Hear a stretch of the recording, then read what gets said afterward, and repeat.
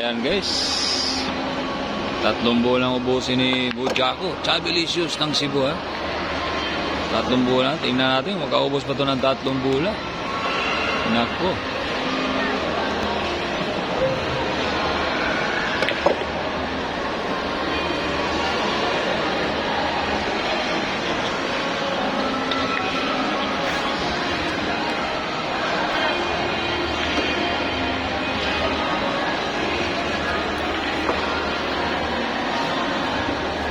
Chabilicious ng Cebu on fire. Ang galing talaga ni Chabilicious guys. Parang busog na busog kasi maganda yung bitaw. Mga ano daw, 6 na chicken joy na ubos nito sa Jollibee daw, sabi nila.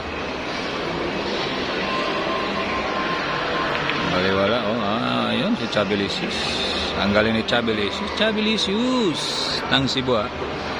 Ito ang tumalo sa Chabilicious ng Davao guys.